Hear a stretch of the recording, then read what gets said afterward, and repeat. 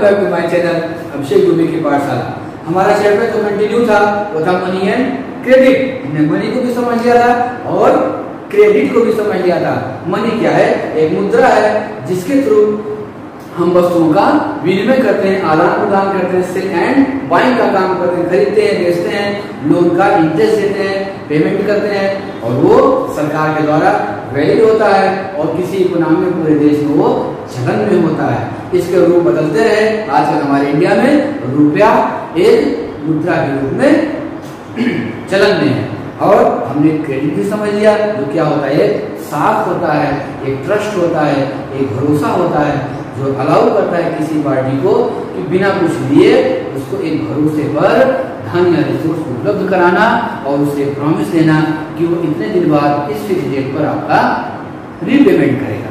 अब आइए देखिए लोन एक्टिविटीज ऑफ बैंक्स। अब हम इसी मनी और क्रेडिट को लेते हुए बैंक्स पे आते हैं और देखते हैं किस तरीके से क्रेडिट और मनी का लेन देन बैंक के थ्रू होता है और इकोनॉमी में वो फायदेमंद है, उसको डेवलप कराता है। तो ये है एक बैंक भैया और ये बैंक में देखिए ये कुछ व्यक्ति हैं जो डिपॉजिटर से जो पैसा को जमा करते हैं, पीपल में डिपॉजिट पीपल पैसे को जमा करते हैं, उसके बदले उनको क्या मिलता है?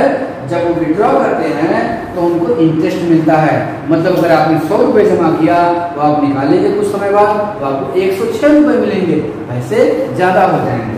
बैंक का दूसरा काम क्या है कि बोरोवर्स हैं, उधार लेने वाले, लोन लेने वाले, ये लोन लेते हैं और लोन को फिर चुकाते हैं पैसे को। कैसे चुकाते हैं? People repay loans with interest. तो अभी जो जमा कर रहा था उसको बैंक इंटरेस्ट दे रहा था, लेकिन जो लोन लेगा और उसको सबमिट करेगा, रिपे करेगा, तो वो खुद बैंक को पैसा देगा। अब ये 100 जमा किया तो 106 पाया। अब ये 100 जमा करेगा, 100 लेगा तो इसको 110 रुपए देना पड़ेगा और इसी के थ्रू बैंक की कमाई होती है।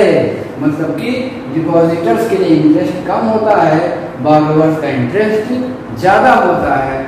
ये बैंक का लेन देन है और बैंक इस तरीके से साख को, क्रेडिट को बढ़ाती है, इकोनॉमी में लोगों को अधिक से अधिक लोन देती है ताकि लोग अपने काम को कर सकें। आइए देखते हैं कि ये लोन लेना, ये कितने तरह के लोन होते हैं, कैसे क्रेडिट को रूरल एरिया में दिया जाता है और इकोनॉमी को डेवलप करने में कैसे सहायता करता है। अब source of rural credit in India. अब गांव में जो साख है, जो क्रेडिट है, जो धन को उपलब्ध कराना है, उसका सोर्स क्या है ये हमें जानना है। लेकिन सबसे पहले हम ये जाने कि भैया गांव में क्यों क्रेडिट अवेलेबल कराई जाए, क्या जरूरत है? तो गांव में लोग रहते हैं, पीपल रहते हैं, उनकी ढेर सारी जरूरतें होती है, शादी होता है, ब्याह होता है, बच्चों की पढ़ाई होती है और सबसे इम्पोर्टेंट एग्रीकल्चर, खेती होता है। उनको खेती के लिए फर्टिलाइजर्स लेने पड़ते हैं, उनको फर्टिलाइजर्स के अलावा तमाम टूल्स लेने पड़ते हैं, मशीनें लेनी पड़ती हैं, ट्रैक्टर्स और सारे हार्वेस्टर्स मशीनें हो गई। अब अचानक से इतना पैसा कहाँ आएगा? तो इसके लिए सरकार क्या करती है? उनको क्रेडिट के आधार पर लोन देती है। आपने देखा होगा कि किसान क्रेडिट कार्ड बनता है कि किसानों की जमीन कितनी है, इससे कितना प्रोडक्शन होता है, उसी आधार पर उनको एक पैसा फिक्स करते हैं कि आप कितना पैदा कर सकते हैं तो आपको हम इतना पैसा एडवांस में दे देंगे, आप अपना काम करो और फिर हमें कुछ इंटरेस्ट के साथ वापस कर दो। तो ये जरूरत होता है कि गांव में साख को किया जाए। अब अगर गांव के व्यक्ति के पास पैसा होगा तो एग्रीकल्चर अच्छा होगा, एग्रीकल्चर अच्छा होगा तो सबके पास खाना होगा, सबके पास खाना होगा तो जीवन अच्छा होगा और हमारी कंट्री डेवलप करेगी। और गांव में जो दुकानदार हैं, शॉपकीपर्स और दुकान खोल सकते हैं, इकोनॉमिक एक्टिविटी रन कर सकती है। इसके अलावा डेवलपमेंट भी गांव में हमारा तभी होगा क्योंकि 70% आबादी तो गांव में निवास करती है। अब अगर गांव में इकोनॉमिक रूप से डेवलपमेंट हम नहीं करेंगे तो देश पिछड़ता जाएगा। इसलिए गांव में, रूरल एरियाज में क्रेडिट की बहुत ज्यादा जरूरत है। अब देखिए कैसे गांव में क्रेडिट पहुंचाई जाती है। तो उसके दो तरीके हो गए, एक नॉन इंस्टीट्यूशनल सोर्सेज हो गए और एक इंस्टीट्यूशनल सोर्सेज हो गए। संस्थागत स्रोत हो गए और एक गैर संस्थागत स्रोत हो गए। तो संस्थागत क्या है? बहुत सारे बैंक होते हैं और गैर संस्थागत क्या है, तो दोनों को समझ लेते हैं। आइए अब देखिए, non institutional source of credit, कहां से गांव में लोगों को ऐसा कौन सा सोर्स है जहां पे लोगों को पैसा, धन या संसाधन मिल जाता है। तो देखिए कितना आसान है। रूरल मनी लेंडर्स, गांव में जो कुछ लोग होते हैं, बड़े बड़े सेठ लोग जो पैसा देने का काम करते हैं, ब्याज पे, इंटरेस्ट पे लोगों को पैसे देते हैं और फिर उनसे अपना पैसा भी वापस लेते हैं और उस पर इंटरेस्ट भी लेते हैं। दूसरा, प्रोफेशनल्स, कुछ लोग इसका काम करते हैं। नॉन प्रोफेशनल, कुछ लोग ऐसे दे देते हैं पैसे, चलो भाई आज चलो तुमको मैं दे दूँ। इसके अलावा रिलेटिव्स, लैंडलॉर्ड्स, ट्रेडर्स, एजेंट्स, आप अपने रिश्तेदारों से गाँव में लोग पैसे दे देते हैं, कुछ जरूरत पड़ती है, भैया बिटिया की शादी पड़ी है 50,000 में कह दो, तो 50,000 दे देते हैं और फिर उनको वो रिपेमेंट भी कर देते हैं। अब इसी मदद को अगर आप लैंडलॉर्ड से लेंगे तो आपसे इंटरेस्ट भी लेता है, आप बिजनेसमैन से भी कई बार जाके पैसे लेते हैं। तो ये तमाम सोर्सेज हैं जो कोई इंस्टीट्यूशन नहीं है और इनसे गांव में लोगों को क्रेडिट या भरोसे पर पैसे मिल जाते हैं। तो चलो भाई समझ गए। अब इसका कुछ इफेक्ट भी पड़ेगा ना लोगों के जीवन पर या इकोनॉमी पर। तो कैसे इफेक्ट पड़ते हैं? दो तरीके के इफेक्ट होते हैं, एक पॉजिटिव और एक निगेटिव। तो देखिए पॉजिटिव इफेक्ट क्या है और निगेटिव क्या। पॉजिटिव क्या, ये पॉपुलर है, ये इजी है, एक्सेसिबल है और ये क्लोज कॉन्टेक्ट को बढ़ाता है। पॉपुलर है, अरे भाई किस के भाई जरा पैसा दे दो यार, तुरंत मिल गया, इजी है, बढ़िया, आसानी से रिश्तेदार को फोन किया कि भैया जी, चाचा जी, अंकल जी, मामा जी पैसा चाहिए, वो उन्होंने भेज दिया, आसानी से मिल जाता है। और क्लोज कॉन्टेक्ट, और हमारे रिश्ते जहाँ पर अच्छे होते हैं, इससे संबंध भी मजबूत होता है। हमने पैसा लिया, फिर हमने समय पर उनको वापस कर दिया, उनको जरूरत पड़ी भैया उन्होंने हमसे लिया और संबंध हमारा अच्छा बना रहा। लेकिन उसके कुछ निगेटिव इम्पैक्ट भी है और इकोनॉमिक्स के दृष्टि से वो ज्यादा इंपॉर्टेंट है। वो क्या है? एक्सपेंसिव है, महंगा है। सुनार के यहाँ या ब्याज देने वाले जो लोग होते हैं गांव में ऐसा काम करते हैं, उनसे जब आप लोन लेते हैं तो आपने 1,000 रुपए अगर लिया तो वो 10% का इंटरेस्ट लगाते हैं आपसे पर मंथ। मतलब अगर आप 1,000 रुपए लिए तो अगले महीने आपको 1100 देना है। अगर आप 11 महीने 10 महीने तक 1,000 रुपए लिए तो आपको 10 महीने बाद जब आप लौटाएंगे तो आपको 1,000 उसका मूलधन देना होगा और उस पर इंटरेस्ट कितना हो जाएगा? 1,000 और। मतलब 1,000 रुपया अगर आप लेते हैं, या आप मानिए कि अगर आप 1 लाख रुपए किसी काम पे लेते हैं और 10 महीने बाद अगर आप उसको लौटा रहे तो आपको 2 लाख रुपए लौटाने होंगे। इतना महंगा ये लोन होता है। डू नॉट मेंटेन अकाउंट, इसमें कोई खाता मेंटेन नहीं होता है। मतलब अगर आप गरीब आदमी टुकड़े टुकड़े में दे रहा है, कभी 5,000 दिया, कभी 3,000 दिया, कभी 8,000 दिया, तो कोई खाता नहीं मेंटेन है, बस याद किया है। अब जो देने वाला होता है अगर वो बदमाश है तो कहता कि आपने तो इतना ही रुपया दिया, तो बेचारा लेने वाला, जो लोन लेने वाला होता है, जो खाता को मेंटेन अपने यहाँ जो हिसाब करेगा, तो जो देने वाला गरीब आदमी वो फंस जाता है, उसको बहुत पैसे चुकाने पड़ते हैं। तो ये इसके निगेटिव इम्पैक्ट हो गए। इसको और अच्छे से कैसे समझेंगे हम? ये देखिए, गांव में ऐसा होता है, पुरानी पिक्चर आपने जरूर देखी होगी, उसमें लाला जी होते हैं जो सूद पर पैसा देते हैं। मदर इंडिया आपने देखी होगी, उसका बाप सूद पर पैसा देता है और उसका पैसा कभी चुकता ही नहीं हो पाता है। घर बिक जाता है, बैल बिक जाता है, बच्चे बड़े होकर खेती करते करते ना देते। क्यों?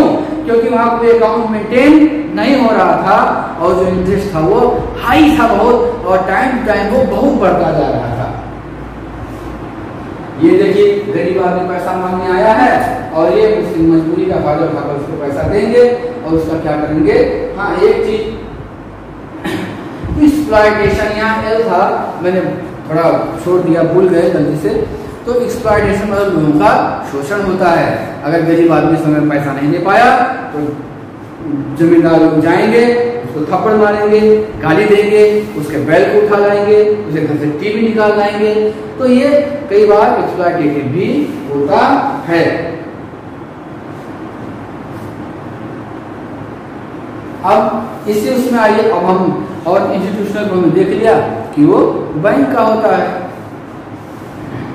तो लोन सेक्टर अब लोन क्यों जरूरी है? तो जो हमने पहले बात की, लोन भी इसलिए जरूरी है क्योंकि व्यक्ति के, समाज के व्यक्ति लोगों के पास क्रेडिट हो, उनके पास धन हो, वो बिजनेस कर सके, वो शॉप चला सके, वो खेती कर सके, वो इकोनॉमी को बढ़ाने में अपना मदद कर सके। जब उनके पास पैसा ही नहीं होगा तो इकोनॉमी में वो कुछ भी नहीं मदद कर पाएंगे, इस नाते लोन जरूरी है। अब जैसे हम अभी क्रेडिट का देख रहे थे, गांव में सेम वही चीजें हैं, बस नाम बदला है, इनफॉर्मल और फॉर्मल लोन सेक्टर। दो तरीके का लोन सेक्टर होता है भैया। तो इनफॉर्मल क्या हो गया? सेम चीज देखिए, लेंडर्स, ट्रेडर्स, एम्प्लॉयर्स, रिलेटिव्स, इनसे जो हम लोन लेते हैं वो इनफॉर्मल होता है। और कोई ऑर्गेनाइजेशन नहीं होती जो इस क्रेडिट को, इस लोन को सुपरवाइज करे कि भैया इसने कितना लोन दिया, कितना इंटरेस्ट लगा रहा है। हो सकता है अगर आप बहुत मजबूर हो तो वो कहे कि नहीं मैं पैसा दूंगा लेकिन मुझे 20% इंटरेस्ट चाहिए, है ना। और अगर आपके जानने वाला है, आपके बहुत क्लोज है, तो कहे चलो भाई ले जाओ, तुम खाली 5 ही दे देना यार, गरीब आदमी, तुमको मजबूरी है। तो कोई फिक्स रेट भी नहीं है इसका। They can lend at whatever interest rate they choose, जितना इंटरेस्ट वो चाहते हैं उतना वो लगा देते हैं। There is no one to stop them from using unfair means to get their money back। और इस तरीके से बड़ा इसमें अनफेयर होता है। अब फॉर्मल लोन क्या है भैया? ये loan from banks and cooperatives, जो बैंक से और सहकारी संस्थाओं से लोन मिलता है। इसमें fix and affordable interest rate होता है। जो इंटरेस्ट रेट होता है वो फिक्स होता है और अफोर्डेबल होता है 4%, 5%, 6%। किसानों का जो क्रेडिट कार्ड है वो 4% से शुरू होता है। होम लोन 8% में मिल जाता है, और वो भी कैसा? एनुअल, मतलब कि अभी हम क्या देख रहे थे कि हर मंथ 10% देना था, लेकिन जब हम बैंक में जाते हैं तो उनको 1 साल का देना पड़ता है, 8%, 9%, 10%। तो ये कितना अफोर्डेबल है, किफायती है, और ये कोलैटरल है। अब ये क्या होता है, अभी इसको हम समझेंगे।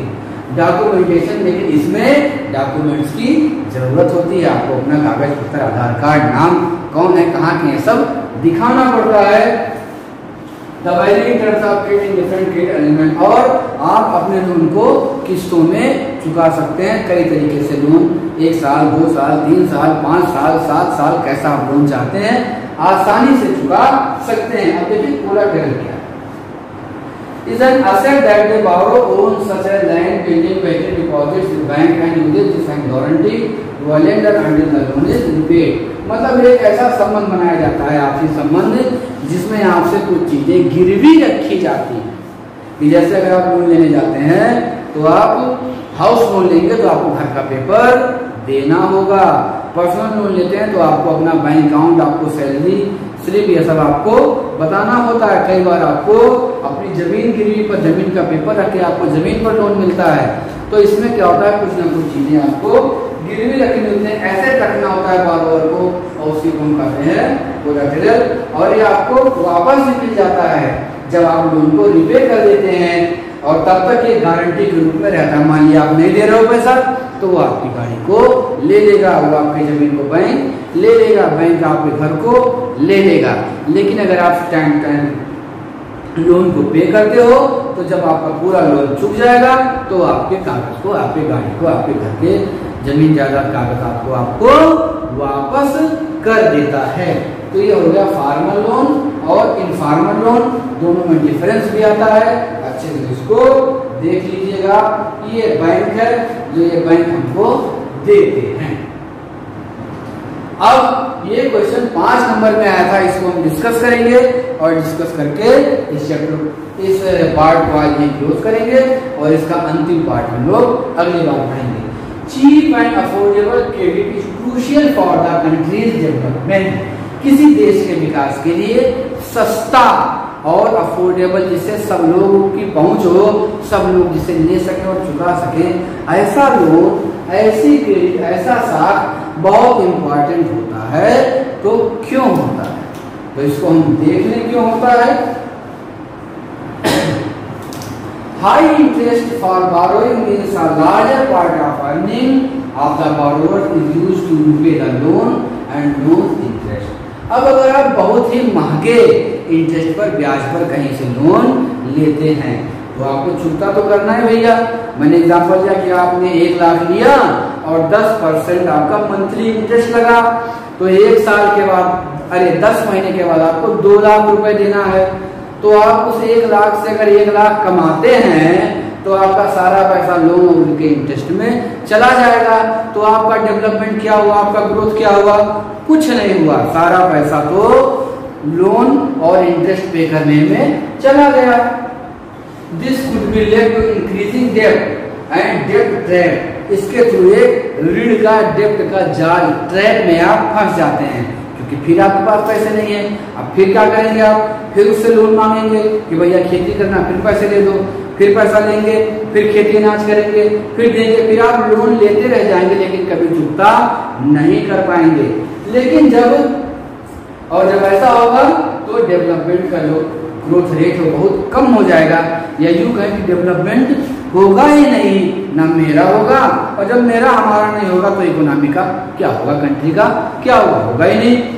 सॉरी फ्रेंड्स, कुछ टेक्निकल प्रॉब्लम्स आ गई थी, तो हम कंटिन्यू करते हैं। तो क्वेश्चन था कि cheap and affordable credit is crucial for the country's development. किसी देश की इकोनॉमिक और व्यवस्था को डेवलप करने के लिए सस्ता और अफोर्डेबल क्रेडिट साथ होना जरूरी है, बहुत जरूरी है।